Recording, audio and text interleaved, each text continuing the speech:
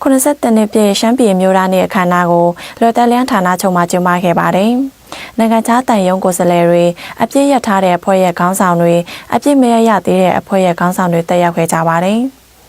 ဖေဖော်ဝါရီလ9ရက်နေ့လော်တက်လျန်က82နှစ်ပြည့်ရှမ်းပြည်မျိုးသားနေ့အခမ်းအနားကိုတိုင်းရင်းသားလက်နက်ကိုင်တပ်ဖွဲ့တွေဖြစ်တဲ့ NCA အပြည့်ရ8ဖွဲ့၊ကရင်နီအမျိုးသားတိုးတက်ရေးပါတီ KNPP ၊မွန်ပြည်သစ်ပါတီ NMSP ၊ဝပြည်တွဲစည်းညီညွတ်ရေးတပ်ဖွဲ့ UWSA ၊လာဟူဒီမိုကရက်တစ်အစည်းအရုံး LDU တို့တက်ရောက်ခဲ့ပါတယ်။ဒါ့အပြင်နိုင်ငံခြားတန်ယုံ20ကျော်ကကိုယ်စားလှယ်တွေပြည်တွင်းပြည်ပရှမ်းလူမျိုးတွေထောင်ချီတက်ရောက်ခဲ့ပါတယ်။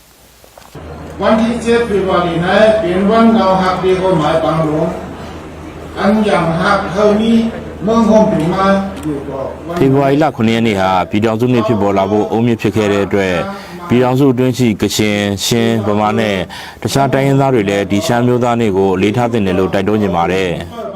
ရှမ်းပြည်အမျိုးသားနေ့မှာရှမ်းပြည်တပ်မတော် RCSS SSA ကအချက်၄ချက်ပါကြေညာချက်တစ်စောင်ထုတ်ပြန်ခဲ့ပါတယ်။နိုင်ငံရေးပြဿနာကိုနိုင်ငံရေးနည်းလမ်းနဲ့ဖြေရှင်းပြီးစစ်မှန်တဲ့ဖက်ဒရယ်ပြည်ထောင်စုတည်ဆောက်ဖို့တနိုင်ငံလုံးပြစ်ခတ်တက်ခတ်မှုရဲ့စည်ရေးတဘောတူစာချုပ် NCA ကိုလက်မှတ်ရေးထိုးခဲ့တာဖြစ်တဲ့ RCSS SSA ကအစိုးရတပ်မတော်တိုင်းရင်းသားလက်နက်ကိုင်တပ်ဖွဲ့နိုင်ငံရေးပါတီတပ်ဆိုင်ရာအဖွဲ့တွေနဲ့လက်တွဲပြီးငြိမ်းချမ်းရေးလှုပ်ဆောင်သွားတယ်။ရှမ်းပြည်တွင်းညီညွတ်ရေးကိုတတ်နိုင်သလောက်စ조사လှုပ်ဆောင်သွားမယ်စတာတွေဖြစ်ပါတယ်။วันนี้การวางเมืองเรียงรายขึ้นมา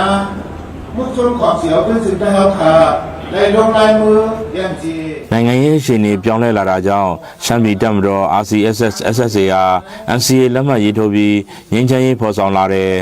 ငြိမ်းချမ်းရေးဆိုတာနာမည်ကောင်းတစ်ခုဖြစ်ပြီးဘယ်သူမဆိုရကျင်တယ်ဘယ်သူမဆိုနှစ်သက်တယ်ဒါပေမဲ့ငြိမ်းချမ်းရေးဆိုတာအချင်းချင်းယုံကြည်မှုမတည်ဆောက်နိုင်ရင်ဖက်ဒရယ်တည်ဆောက်ဖို့မသေးကြဘူးဆိုရင်ငြိမ်းချမ်းရေးကိုဖော်ဆောင်နိုင်မှာမဟုတ်ဘူး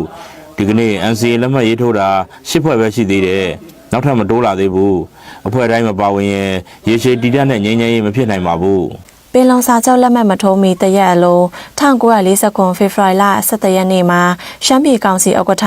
နမ်ဆမ်စော်ဝါဆောင်ခွန်ပန်းစိန်ကဖေဖော်ဝါရီလ9ရက်နေ့ကိုရှမ်းပြည်အမျိုးသားနေ့အဝအစိမ်းအနေနဲ့အလဲမှာအဖြူရောင်လဝန်းပါတဲ့အလံကိုရှမ်းပြည်အမျိုးသားအလံခွဲတိုက်ခွဲရစားဆိုတဲ့တခြင်းကိုရှမ်းပြည်အမျိုးသားတခြင်းအဖြစ်သတ်မှတ်ပေးခဲ့ပါတယ်